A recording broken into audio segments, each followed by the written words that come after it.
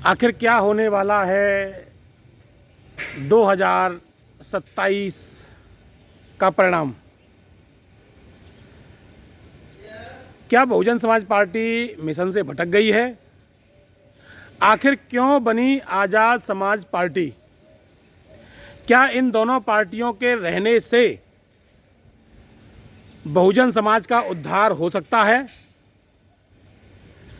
क्या आज़ाद समाज party Bahujan Samaj party के मिशन पर भटक गई है के आधार पर बनी, या आज़ाद समाज पार्टी महत्वाकांक्षा की वजह से बनी? क्या वाकई में भाई चंद्रशेखर बहन कुमारी मायावती से मिलना चाहते हैं और बहुजन समाज पार्टी में काम करना चाहते हैं? और क्यों बहुजन समाज पार्टी चुनाव दर चुनाव, साल दर साल चुनाव हार रही है?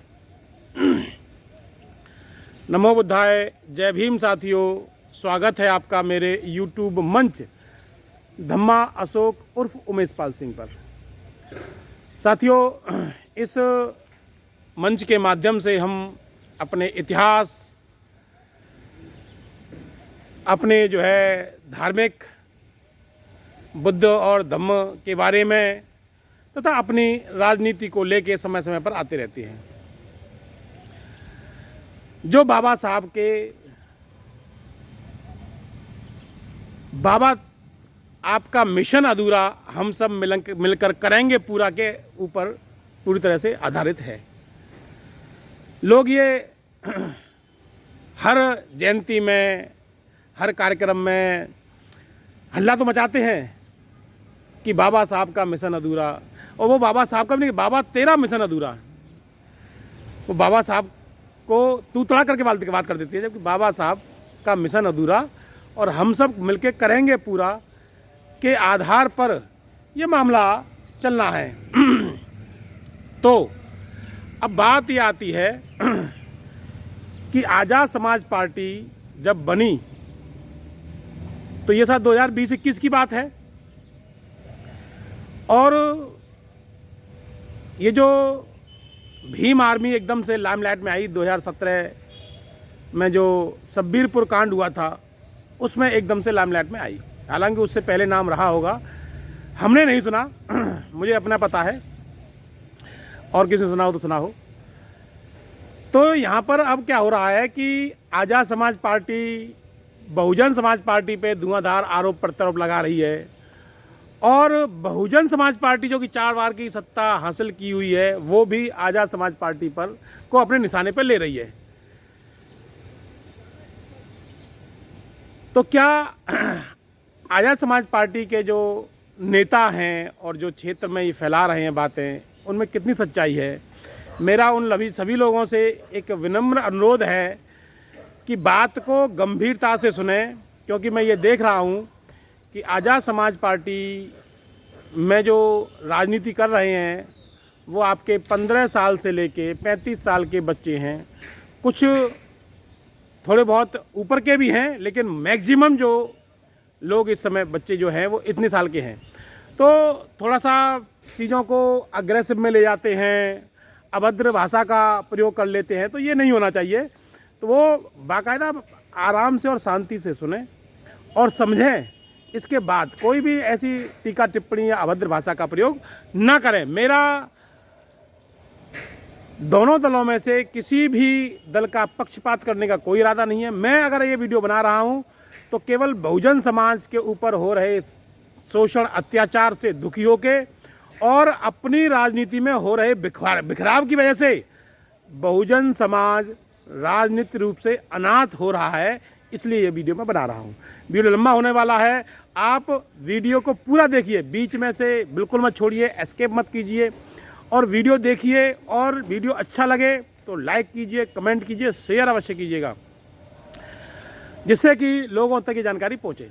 तो पहला जो प्रश्न बनता है कि अगर बस बहुजन समाज पार्टी नहीं हारती तो आज़ाद समाज पार्टी नहीं बनती, ये तर्क देते हैं इस समय आज़ाद समाज पार्टी के लोग। तो मेरा यहाँ पर यह कहना है कि कांग्रेस पार्टी सन मुझे लगता है 87-88 से उत्तर प्रदेश की राजनीति से बाहर है और आज तक मतलब एन डी तिवारी उनके साथ आखिरी मुख्यमंत्री थे। इसके बाद आज तक कांग्रेस पार्टी परोक्ष रूप से या प्रत्यक्ष रूप से कभी भी सत्ता में यूपी की सत्ता में नहीं आई। तो कितने कांग्रेसियों ने अलग पार्टी बना ली कि साहब 20-30 सालों से तो कांग्रेस हार रही है, लो हम अलग पार्टी बना लें। ऐसा हुआ क्या? नहीं हुआ।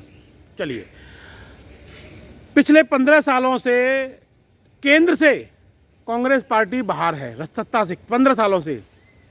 तो क्या केंद्र में फिर एक पार्टी बन गई क्या अलग कांग्रेस की? नहीं बनी। और लगातार चुनाव हार रही है कांग्रेस, उत्तर प्रदेश में भी हार रही है और केंद्र में भी हार रही है। और इवन उसके जो सांसद थे इस कदर नीचे आ गए कि वो विपक्ष की पार्टी भी नहीं, मतलब विपक्ष का दर्जा भी उसे नहीं मिला, इस कदर नीचे आ गए। लेकिन फिर भी कांग्रेस टूटी नहीं। तो ये तर्क जो कहना कि बहुजन समाज पार्टी हार रही है इसलिए हमने आया समाज पार्टी बनाई, तो ये तर्क तो, क्योंकि बहुजन समाज पार्टी सत्ता से 12 में बाहर हुई, हम 25 में हैं, 13 साल हुई है, अभी 15 साल भी नहीं हुए हमें। अगला इनका जो तर्क होता है कि आरपीआई के रहते हुए, जो बड़ा तर्क है, स्ट्रॉन्ग तर्क ये देते हैं कि आरपीआई के रहते हुए मान्यवर साहब ने बीएसपी बनाई। तो यहाँ मैं ये कहना चाहूँगा, शायद आप इतिहास नहीं पढ़ते हो, अगर इतिहास पढ़ें तो मान्यवर साहब ने पहले आरपीआई में काम किया और 5 साल उन्होंने आरपीआई में खपाए, मेहनत की। लेकिन आरपीआई मान्यवर साहब ने कब छोड़ी? जब कांग्रेस से आरपीआई ने पैक्ट किया और केवल एक सीट पर आरपीआई लड़ी, बाकी सारी की सारी सीटें कांग्रेस को दे दी। यानी कि अपने आत्मसम्मान को कांग्रेस के नीचे गिरवी रख दिया। और जब मान्यवर साहब ने इसका विरोध किया तो जो दिग्गज नेता थे, टॉप लीडर थे, उन्होंने कहा तुम कुछ नहीं जानते, तुम बच्चे हो, ये कह के उनकी बात को खारिज कर दिया। इसलिए मान्यवर साहब ने आरपीआई छोड़ी। और आरपीआई छोड़ने के बाद मान्यवर साहब ने बहुजन समाज पार्टी तुरंत नहीं बनाई, क्योंकि मान्यवर साहब ये चाहते ही नहीं थे कि आरपीआई खत्म होने का जो कारण कांसीराम नहीं बनेगा। उन्होंने समय दिया कि शायद आरपीआई में सुधार हो जाए, और वो केवल और केवल संगठन भी नहीं बनाया, केवल लोगों को जागरूक करते रहे। यानी कि 65 में उन्होंने नौकरी छोड़ी, 70 में 5 साल 70 तक उन्होंने काम किया। जब आरपीआई उन्होंने 70 में छोड़ी और 7 सालों तक वो केवल और केवल लोगों से पूरे देश में मिलते रहे। और क्यों मिलते रहे? कि वो ये समझ चुके थे कि अब हमको अगर चाहिए तो एक मजबूत गैर राजनीतिक कर्मचारियों का संगठन चाहिए जो हमारी राजनीति को मजबूत कर सकता है। मान्यवर साहब ने बाबा साहब की किताबों को पढ़ा तो ऐसे ही नहीं पढ़ा। पहले मान्यवर साहब ने बाबा साहब को स्टडी किया। लोग कहते हैं कि मान्यवर साहब ने केवल एक किताब पढ़ी और उसी से आंदोलित हो गए। शायद आपको जानकारी नहीं है, एक किताब नहीं पढ़ी, मान्यवर साहब ने सारी किताब बाबा साहब की पढ़ी। लेकिन प्रमुख रूप से जो जाति का बीजनाश और गांधी और कांग्रेस ने अछूतों के लिए क्या किया, इन किताबों को बड़े अच्छे से स्टडी किया।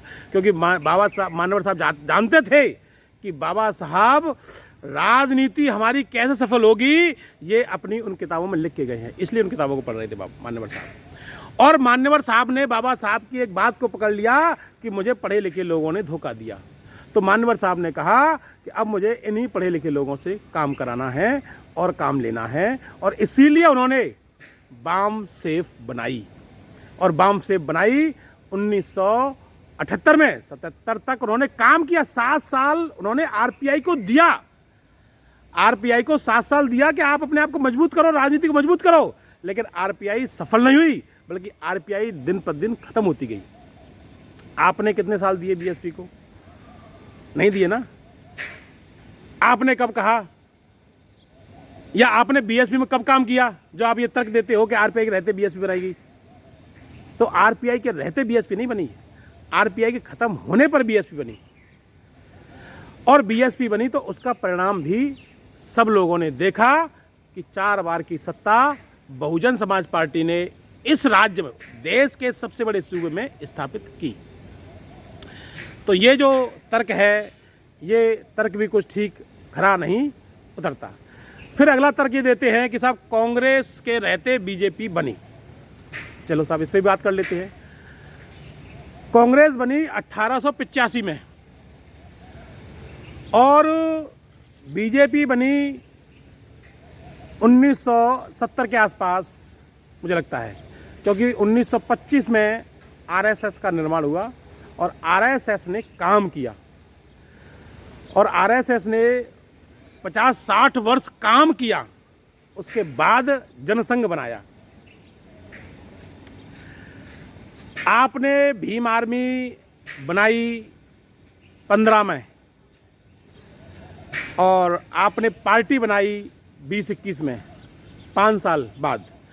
मान्यवर साहब ने 70 में आरपीआई छोड़ी और 84 में बीएसपी बनाई, यानी कि उन्होंने भी लगभग 14 साल दिए। आप 5 साल में पार्टी बना गए। और कांग्रेस के जिन लीडरों ने, या कांग्रेस के जो लीडर निकल के जनसंघ बनाई और जनसंघ के बाद बीजेपी बनाई, ये लोग पूरे सत्ता पर काबिज थे।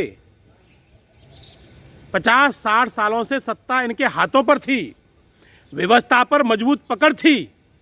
आपकी पकड़ कहाँ पर है? आपकी तो पकड़ कहीं भी नहीं है। हम लोगों की पकड़ तो कुछ भी नहीं है। हम लोग हैं कहाँ? हमारे तो आज भी लोगों पर शोषण हो रहा है, आज भी हमारे लोगों का दमन और तिरस्कार, आज भी हमारे लोग शोषण झेल रहे हैं। समाधान नहीं हो रहा है। जब सत्ता थी तब शोषण कम था या नहीं था, लेकिन आज बहुत बढ़ गया है, क्योंकि शोषण करने वाले जानते हैं कि ये लोग आपस में बटे पड़े हैं, आपस में ही लड़ रहे हैं। और आखिरी सवाल कि मैंने बहन जी से मिलने का प्रयास किया,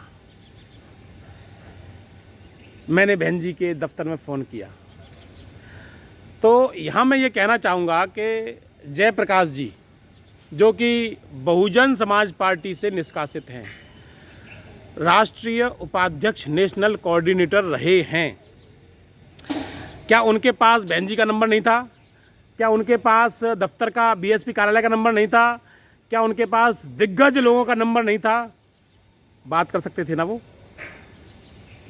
दिखावा कर सकते थे ना वो। उन्हें पता है कि ये सिर्फ दिखावा है। पार्टी में फ़ोन करना या मैं बहन जी से मिलना चाहता हूँ, ये सब दिखावे की बात है, सीरियसनेस नहीं है इसमें। जयप्रकाश जी बाहर हैं, लेकिन वो हर प्लेटफॉर्म पे ये कहते हैं कि बहन जी हमको माफ़ कर दो, हमसे गलती हो गई। क्या आपने एक ही बार कहा? आप कहते हो हमारी नेता हैं, हमारे जो है आदर्श हैं बहन जी, तो आदर्श हैं तो सीधे जाने में क्या दिक्कत है कि बहन जो गलतियां हुई माफ़ करो, अब हम मिलकर काम करेंगे। हमें इस बहुजन समाज के लोगों का दमन और तिरस्कार रोकना है। मिलके बहन जी हम काम करेंगे आपके साथ। हमसे जो पूर्व में गलतियां हुई हैं उनको माफ़ करो। नहीं कहा आपने। यहाँ पर कुछ लोग, हो सकता है कि मुझे जो आज़ाद समाज पार्टी के बच्चे हैं, जो भीम आर्मी के हैं, वो अभद्र भाषा का प्रयोग कर रहे हैं कि साहब वो क्यों माफ़ी मांगेंगे, वो सांसद हैं, वो फलाना है, वो ढिकाना है। सांसद बनना कोई बड़ी बात नहीं है। इस बात को आप गांठ बांध लो कि सांसद बनना कोई बड़ी बात नहीं है। सांसद, विधायक बनना बहुत आम बात है, और ये मान्यवर साहब ने सिद्ध किया। और उन्होंने ये भी सिद्ध किया कि बहुजन समाज पार्टी विधायक और सांसद बनाने की मशीन है। तमाम लोग यहाँ आए, विधायक और सांसद बने और चले गए।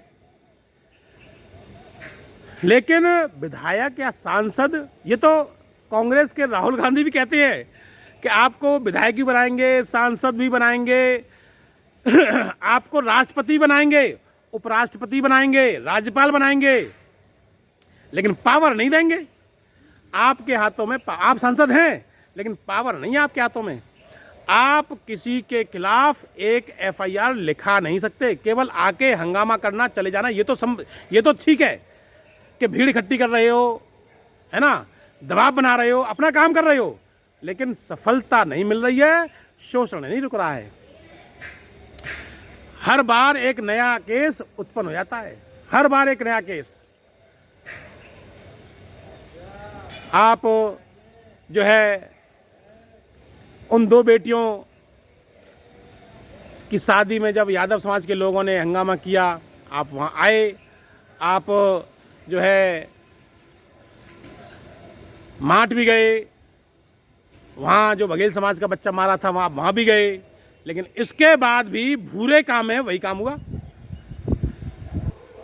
आप हर जगह जा रहे हो, भीड़ लेके जा रहे हो, लेकिन फिर भी शोषण नहीं रुक रहा है, भूरे काम है।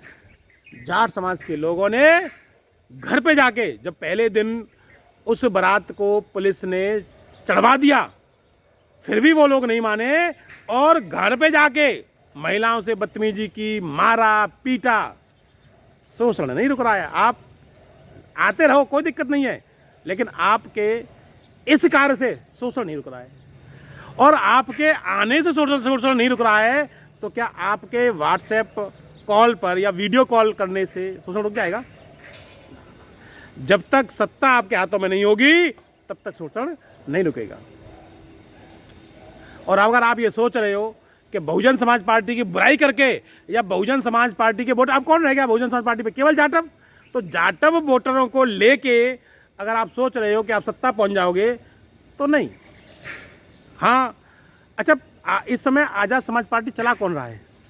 अगर मैं राष्ट्रीय टीम को छोड़ दूं, तो प्रदेश हो, मंडल हो या जिला हो, चला कौन रहा है इसको? वो लोग चला रहे हैं जो बहुजन समाज पार्टी के ही कार्यकर्ता थे, पदाधिकारी थे, और उन्होंने बहुजन समाज पार्टी को उस समय छोड़ा जब बहुजन समाज पार्टी अवनति की ओर थी।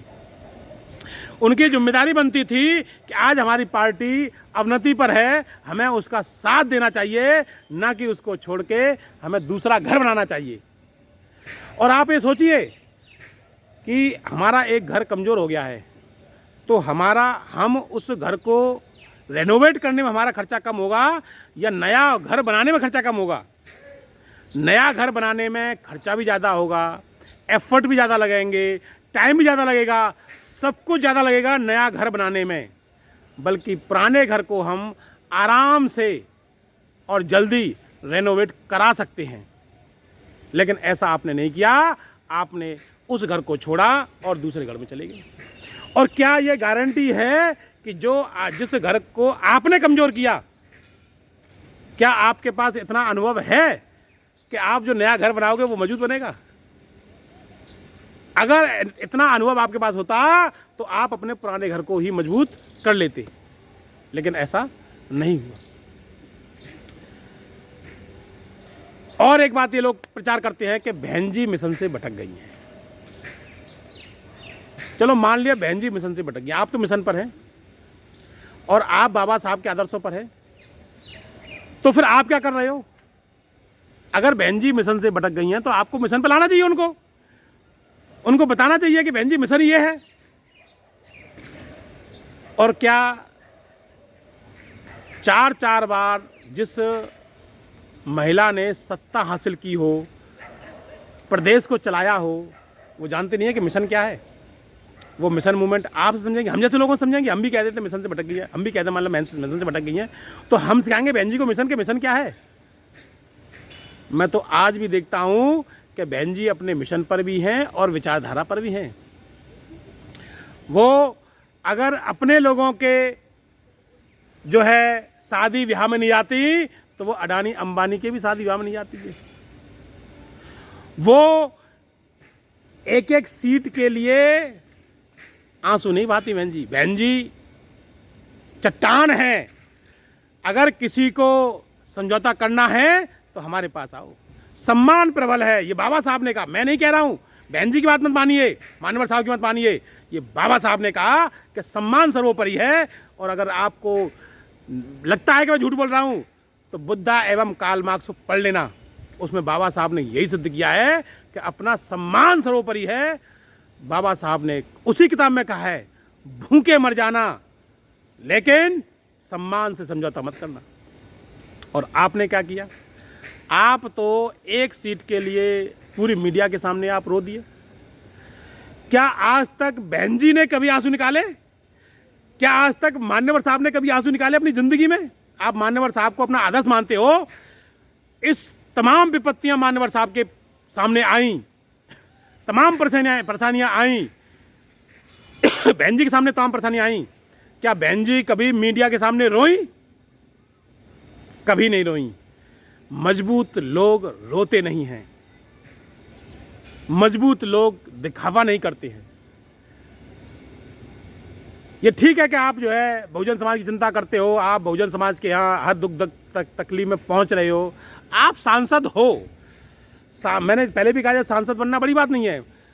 जिग्नेश मेवानी साहब वो भी विधायक बन गए थे, तो क्या वो मिशन के आदमी हो गए, विचारधारा के आदमी हो गए?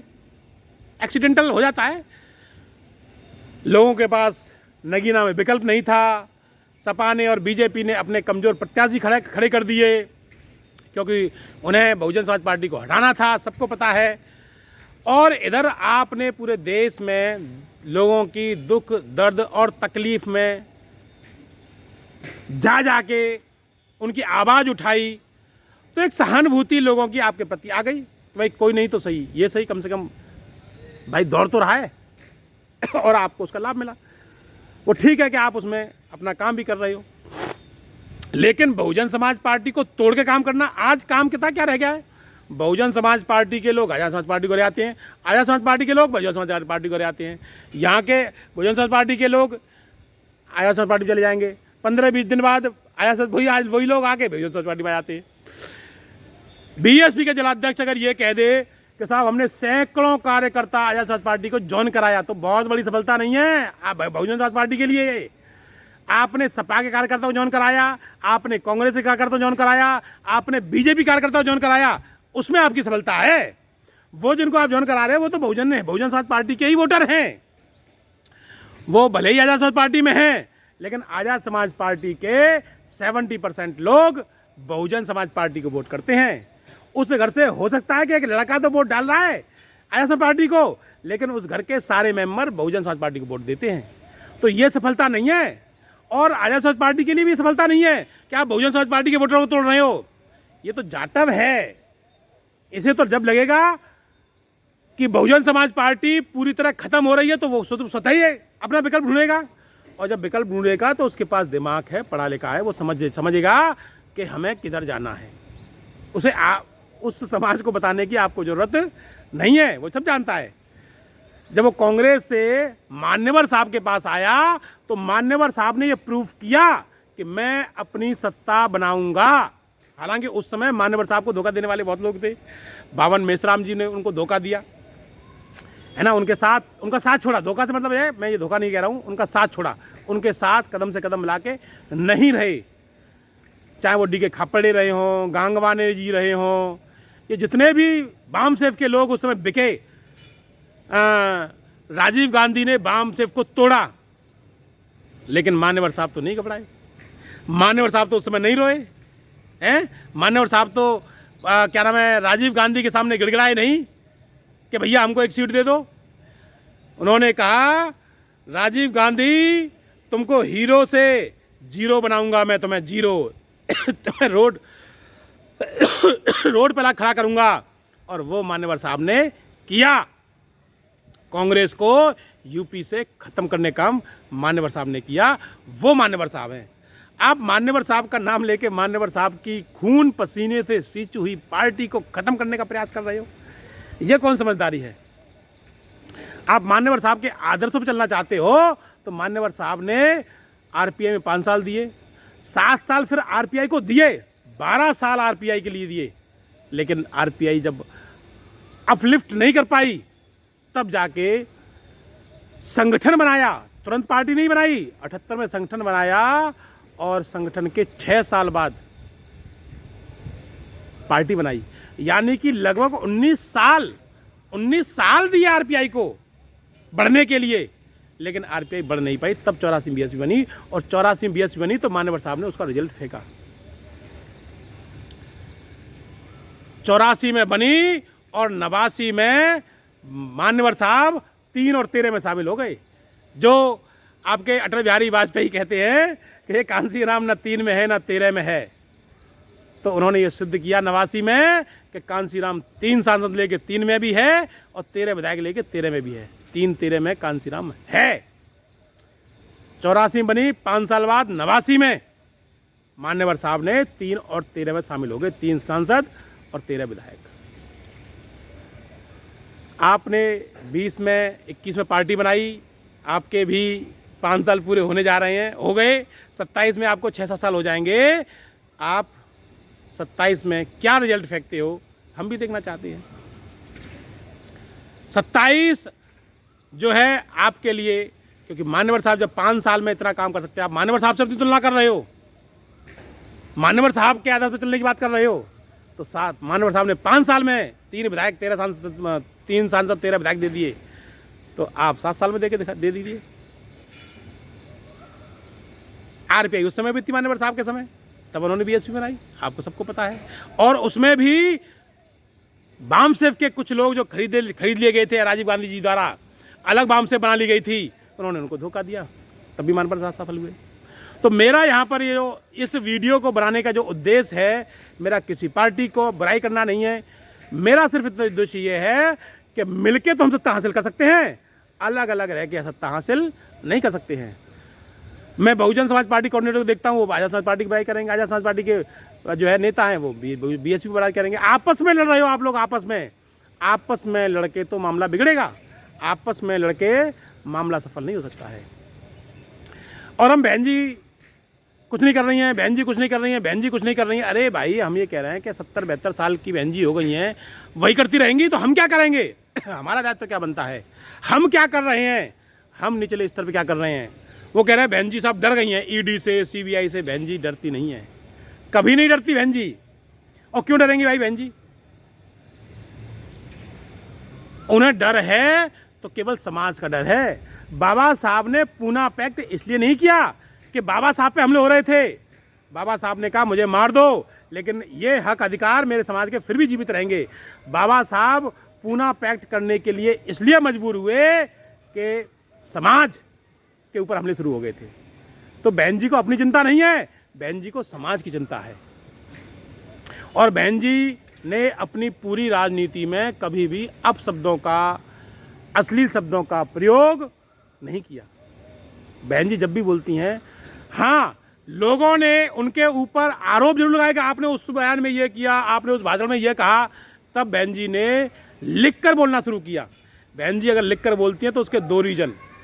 एक तो जब बहन जी बिना लिखे बोलती है तो बहन जी का बोलने का जो फ्रैंक होता है बड़ा तेज होता है और उनके गले में दिक्कत हो गई। और जब पढ़ के बोलती हैं तो धीमे बोलती हैं उस गले की वजह से। और दूसरा, लोग उनके बयानों को तोड़ मरोड़ के पेश करते थे कि आपने ऐसा कहा, जबकि बहन जी ऐसा नहीं कहती थी।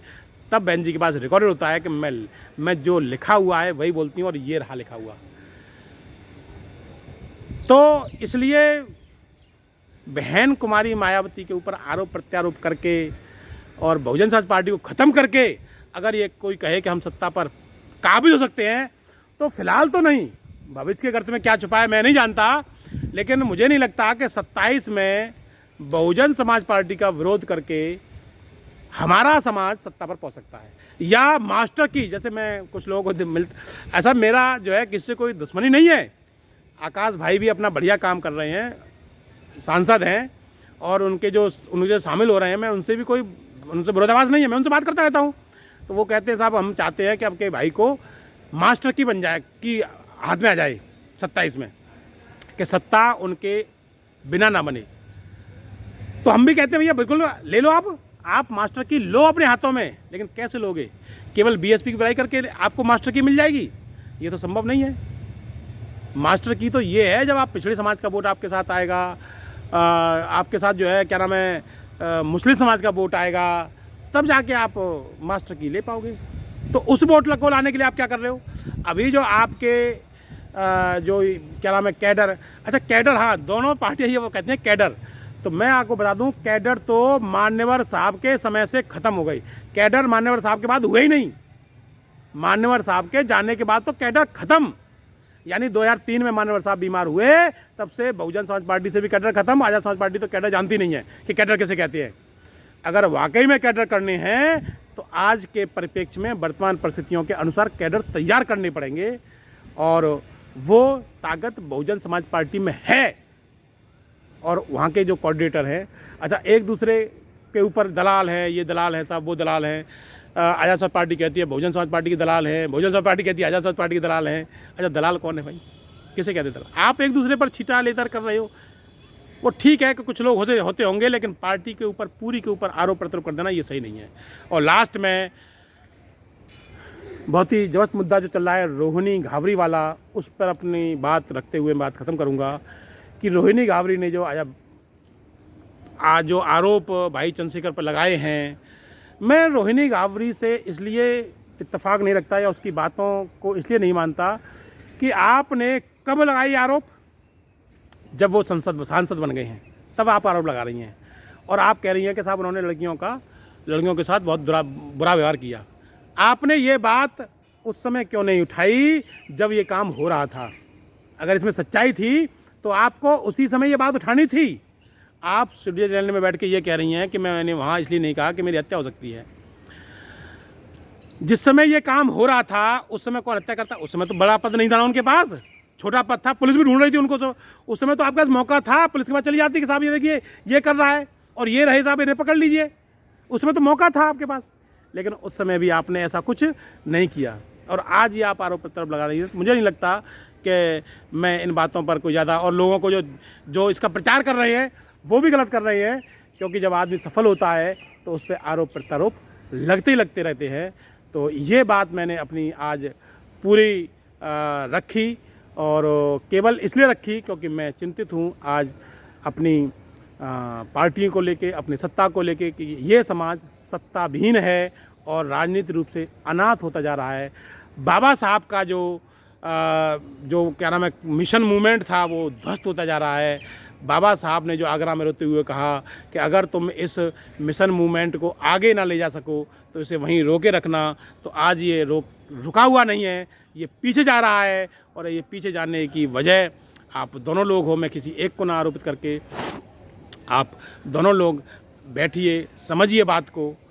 खासकर मैं भाई चंद्रशेखर से कहूँगा कि आप जो है इस समय, मैं समझता हूँ कि ज़्यादा चिंतित हैं, तो इस बात को समझिए कि फूट डाल के हम पार्टी नहीं बना सकते। बीएमपी 2012 में बनी, हम 25 में चल रहे हैं। बीएमपी का एक सांसद, एक विधायक आज तक नहीं जीता, बल्कि जीता तो बहुत दूर की बात है, वो कभी भी दूसरे नंबर पे नहीं आया आज तक, एक भी स्टेट में, और स्टेट के किसी भी ज़िले में किसी भी सीट पर दूसरे नंबर पर नहीं आया।